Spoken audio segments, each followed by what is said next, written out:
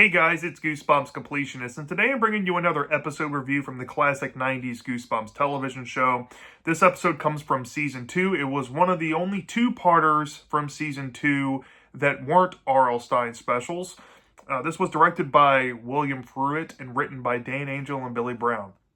And the episode in question is Attack of the Mutant.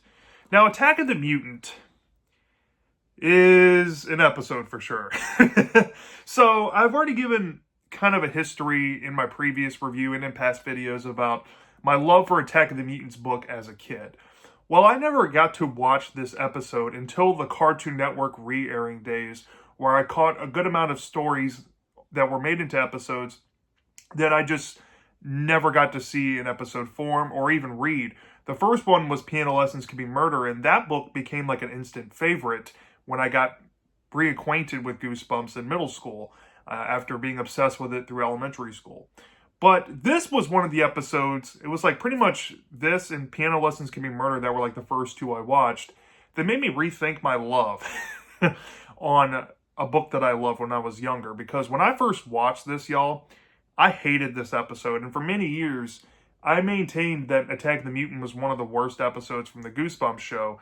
And it seems to be still a divisive episode in the Goosebumps community even today.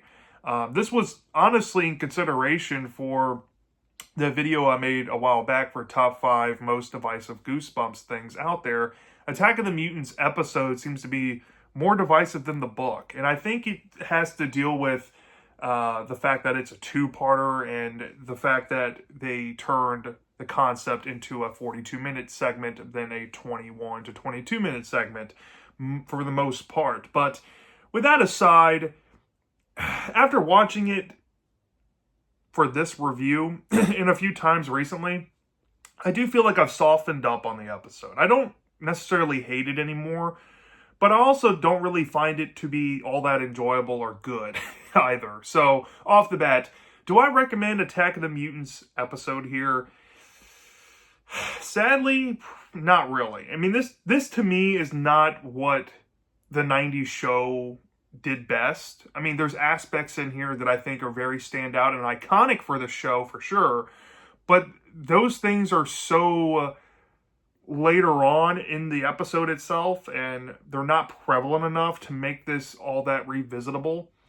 And to be honest, this episode might be one of the weakest two-parters in the whole show, in my opinion. So, yeah, it doesn't get a recommend for me, but I will say this. I will recommend this for a few acting performances from certain actors in this story here. And possibly for the vibes of it. But we'll get into that near the end. So with that out the way, let's get into the plot overview of the episode without giving too much away. So in the episode's version of Attack of the Mutant, the main character, Skipper, he's a 12-year-old comic book enthusiast.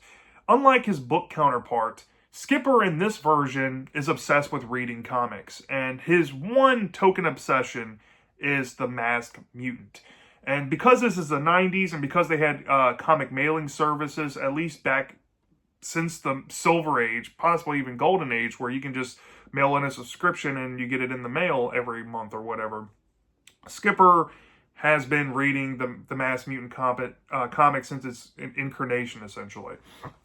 And he is reading in his room one day and not doing his homework, and his parents scold him for basically wasting all of his time reading comic books, and that comics are rotting his brain, and maybe he needs to focus on his schoolwork or get other hobbies. But Skipper kind of laughs at the idea. Later on, we get to see Skipper go to lunch, and we kind of see off camera that Skipper possibly is being watched by somebody, right? And Skipper is telling his friend Wilson, who is now a rock collector, unlike his book counterpart who collects stamps, that he has an orthodontist appointment, but nearby his orthodontist, there's a comic shop, and he cannot wait to go in there to see, like, what other stuff they have, right? It's briefly touched on. Well, we get a scene where we see Skipper getting on a bus. And when he gets on the bus, he heads downtown, and we see kind of like a meta banner. This is one of the episodes that have meta-ness in the Goosebumps show. there's a banner of Goosebumps on the side of the bus. But while he's in the bus, he meets this girl named Libby, and Libby is kind of like scolding him about reading Mass Mutant comics, and she brings up that she reads High School Harry comics, and Skipper, of course, is like, that's really lame. And he's like, I love the Mass Mutant because the Mass Mutant, he just has some qualities to him that stick out. He's kind of like an anti-hero, and he has some cool powers. And she's like, oh, the superhero stuff is really lame to me. So we get that contrast. But when the bus stops, Skipper sees he sees a building that prompts him to want to stop the bus. They get off, and Skipper can't believe that the bus from the comic is actually there. And he's telling Libby, he's like, hey, look, what we're seeing is basically real. And then the building like disappears. So Skipper's like, what the heck? How did the building disappear? So he goes home, and he gets the new issue of the Mass Mutant comic, and he cannot believe what he's seeing. He figures out that there's an invisibility cloak. Like, or no, maybe I'm getting the events confused. He sees the building, but Libby doesn't see it. So when he goes, after he learns like how the invisibility cloak works, then Libby gets off the bus with him, and he tells her that the building was here, and Libby's like, well, I never saw the building, acting like it doesn't exist. And he's like, look, there's an invisibility cloak, and I'm going to show you that this is possibly real. So they enter the cloak, and Libby's kind of dumbfounded that the building exists. And the two decide, hey, while we're here, we might as well kind of look inside and browse around. There's an elevator. Let's go in. And the two of them go inside the building. And for the remainder of part one, they're just wandering around. They get kind of separated. And let's just say Skipper finds a room that has pretty much art inside of it, but sees that he's become a character within the comic art. And near the end, he thinks he sees the Mass Mutant come after him. Well, part two clicks on, and we learn that the Mass Mutant was just a cutout that Libby had found. She dragged it over to Skipper. She says that she found an elevator to escape, and that it's time for her to go home. So they leave the building. Libby ups and disappears, and Skipper goes home kind of dumbfounded with what he saw. And he gets the next issue of the Mass Mutant comic, which kind of shows that he's pretty much mentioned in the comic. And he's like, this is so weird. The Galloping Gazelle's looking for me. He goes to his parents to say, hey, look, this phenomenon's happening. And we get a similar scene to the book where the dad's cutting onions. He's crying. And Skipper's like, well, screw y'all. Y'all can't help me here. So he gets on a bus at night. He heads over to the area where the building would be. It's still invisible due to the cloak. But we see the bus driver perhaps could be this masked mutant character. And when Skipper enters the building, he's looking around, calling for anybody to be in there. And he comes across the Galloping Gazelle, who is a part of the League of Good Guys that the masked mutant, the anti-hero, fights in the comics. And the Galloping Gazelle is played by none other than Adam West from the 1960s Batman show. And the Galloping Gazelle gets freed, and he's asking Skipper what's his powers, and Skipper's like, I don't have any powers. And then they head upstairs, up the staircase in a very funny way, I should say. And they end up finding the mutant's lair, which this is now the climax of the whole episode, where Skipper and the Gazelle find themselves in the midst of the masked mutant. And the masked mutant appears, and the Galloping Gazelle tries an attack on the mutant, but it doesn't work. And once the mutant tries to come after the Gazelle, he ups and leaves Skipper by himself. And Skipper is essentially left there with the mutant, and the mutant kind of drops a bombshell to Skipper about what's really going on, and essentially what happened to Skipper when he discovered the art, I should say. But after that revelation, let's just say something happens, and Libby comes back into the story. And then there's a revelation with Libby about who she really is, and why she's been befriending Skipper, let's just say. And that plays into the resolution of the climax, where Skipper gets this idea of how to outsmart the mutant, using his own weakness against him, let's just say. And let's just say the climax kind of wraps up, and then it picks up later on after learning what Skipper learned from the mutant. He's at home, and there might be some residue things left over from that. And he may or may not have been changed forever for that. So, that in a nutshell is what you're going to expect out of the Attack of the Mutant two-parter. So, I'm going to say this off the bat for this episode. I'm going to start off with some positives because I do think that this episode has tremendous positives. And I know I didn't mention the actor's name who plays the Masked Mutant here, but I saved it for this. Scott Wickware, is a very talented actor. He was in 2 episodes in the Goosebumps show. He was in Attack of the Mutant and Welcome to Deadhouse. He played the Masked Mutant here, and he played probably the best Dark Falls denizen of the whole episode, the construction hat guy. He makes the Masked Mutant so much fun in this episode. While his laugh is kind of overdone in ADR and played up really loud and almost too obnoxious at some points, his performance is over the top in that 90s B comic, like, extreme kind of way. But he also has that 1950s and 60s comic machismo to him that makes him kind of cheesy but charming. And this goes with saying with everything involving the mutant with his lair and stuff. You can tell that the budget is still an issue in this two-parter. They tried their best with what money they had. I think they filmed this entire episode in a high school, or most of it, at least in terms of the lair. The stuff from the production team here, in terms of set building, was really fun. And that goes down to the comics, the Masked Mutant comics themselves, bringing them off the book page to life. It looks very like 90s indie. So, I don't know, it has like this on-the-nose 90s vibe to it that makes it kind of revisitable for that. And the mutant in his lair have a lot to do with that. The Galloping Gazelle, who's played by Adam West, while he's only in the episode for like 5 minutes or less, he is some comedic relief in part 2, and it does kind of help make this episode a little bit better, especially after we get part 1, and we'll get into that in just a minute. But part 2 is clearly the stronger episode of the two because of Adam West here as well. I think Skipper, overall, is a better version of his character in the book.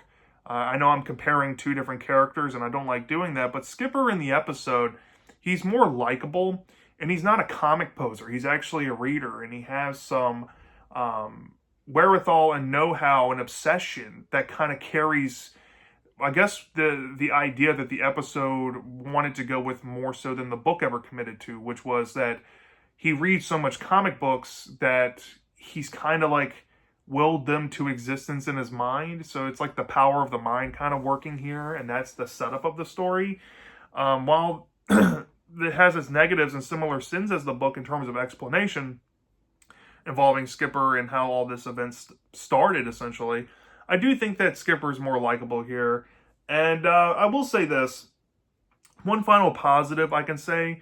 The ending to this episode is so fun and iconic in that like goofy cornball way that it sends the episode off in like a charming way, right? It makes you smile at the end at least. So yeah, those are pretty much my positives with it. And I'm going to kind of rip into it for the negatives because I do have quite a few here. Off the bat, like the book, I don't really understand why this episode wasn't a contender to be an in-name only adaptation, kind of like how Haunted Mask 2 was, or the Haunted House game. Sometimes the show got it right with changes, and sometimes they kind of saw avenues to take that can improve the source material, but often than not, they kind of fumbled the bag at the same time, especially with the latter. This one is surprisingly faithful. There's very few tweaks and changes to this in terms of plot, and it still feels like nothing is happening for a majority of it. And a lot of it has to do with part 1. I am sorry, y'all, but part 1 of Attack of the Mutant has to be one of the most boring Goosebumps episodes ever. It is mind-numbingly boring. Especially that final, 10-minute stretch. Oh my lord. It makes me really think, did this episode need 2 parts? And I know some people out there are going to go to bat and defend that this episode needed 2 parts because the book had a lot of things going for it, and if they're going to faithfully adapt the book, they probably should have made it 2 parts because there's so many moving elements in it. And I can agree with that, but at the same time, nothing was happening in those moving elements. So translating it to screen here, it comes off even more jarring because instead of having Skipper's monologue in the book and that opening that they kind of trimmed out of here and changed, there's really nothing else gripping about part 1. And by the time you get to part 2, the pace is kicked up, obviously, and it starts to kick on. But I'm telling you, maybe like the first 8 minutes of part 2 and the final 10 minutes of part 1 probably could have been condensed down to 5 minutes. They could have just skimmed over this stuff and kept the nitty-gritty of it. They didn't need to draw out wandering around the lair in part 1. That just really irks me, and it's irked me every time I've watched this thing. It's just really boring, and it ruins the pace. In my opinion, I thought the book had a pretty decent pace, but the episode had a similar pace, but at the same time, when you can see nothing is happening, it kind of makes it stick out as a negative. So, yeah, I really wish they took a lot more liberties with this, and this is one of those episodes that I think was a huge missed opportunity. The second negative I have with this is the fact that there's still no explanation about how this is happening. I think the episode does kind of lean more into it about Skipper's obsession with the masked mutant, and perhaps Skipper at first is alluded to be manifesting this stuff in reality, but in actuality it's still affecting reality. I don't really get how that's supposed to work, and it's never explained. As a matter of fact, the book spent a lot more emphasis on the creator, which going into it, especially if you read the book first, you would think that they would build more onto that character. But the character is completely written out of the story, so it comes across even more random. So I think that is another detriment to it. I think it has worse explanation faults than the book. And I know I keep comparing it to the book, and I hate to do that, but that's just how it feels. A third negative I have with it is the fact that the mutant, the artwork in part 1, I think is good for hand-drawn artwork, and it does kind of set you up with the vibe, similar to other comic book episodes that we saw from other kids' horror shows, especially Are You Afraid of the Dark's The Tale of the Ghastly Grinner, where you have, this hand-drawn art that is kind of underground indie stuff that some comic book nerd happens to stumble across and might be reading or might be into. But how that translates over time in the story, I really don't feel like there's enough mutant in here for a comic book themed story. And you kind of forget that the story is about comic books. We don't see a comic book store. We only see a fake lair, or a real lair, I should say. But we see the outside of it and just wandering around the building. We don't really get that much of an immersive experience within a comic book like you would think the idea would be. And that's just another missed opportunity. Especially in like part 1, they could have just either streamlined the story even further by making it more simpler, probably making it just a single episode, or they could have just taken the whole concept and tweaked it on its own. And I've already brought this up, make it pretty much in name only. But yeah, there's not enough mutant here, and yeah, even though it's a story predicated on kind of revealing all that near the end, it's just not a fun journey, right? This is definitely a destination episode more than a journey, I would say. And I'm not usually a fan of that, but that's kind of what this is. And if I had any other smaller things about it, Libby's actor, not that big of a fan of.